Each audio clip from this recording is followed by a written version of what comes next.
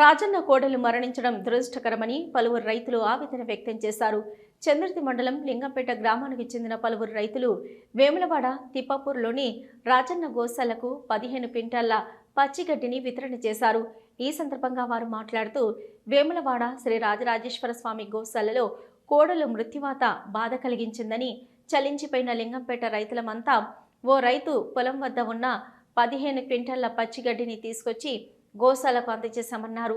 రాజన్న కోడలు మరణించడం చాలా బాధాకరమని, ఈ ప్రాంతానికి అరిష్టమని వాపోయారు.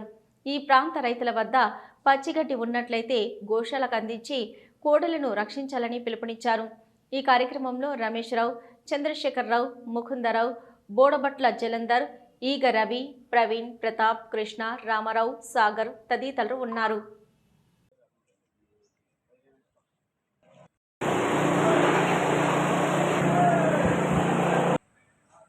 చంద్రుతి మండల్ లింగంపేట నుండి వేములవాడ రాజన్నకు సంబంధించిన గోశాలలో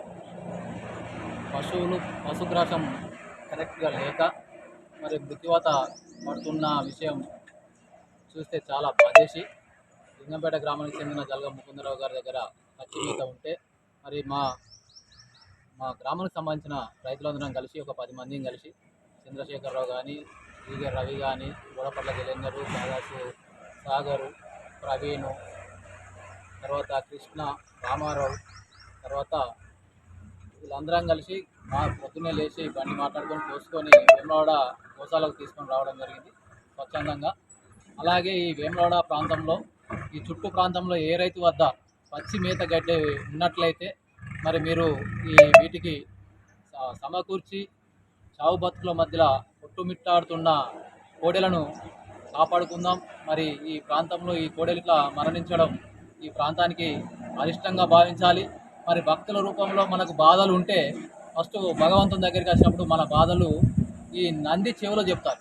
మరి అటువంటి నందికే ఇప్పుడు కష్టాలు వచ్చినాయి. మరి అటువంటి దేవుని ముందర ఉండేవాల్సిన నందులకు కష్టాలు వస్తే నోరు లేని మూగ జీవాలు ఎవరికి చెప్పుకోవాలి? కావున ఈ ప్రాంతంలో ఎవరి వద్దనన్న పచ్చి మేత గడ్డి ఉంటే ఈ కోడెలకు సమకూర్చి ఈ శివయ్య ఆజ్ఞ పొందాలని విజ్ఞప్తి చేస్తున్నాం. ఓం నమః శివాయ.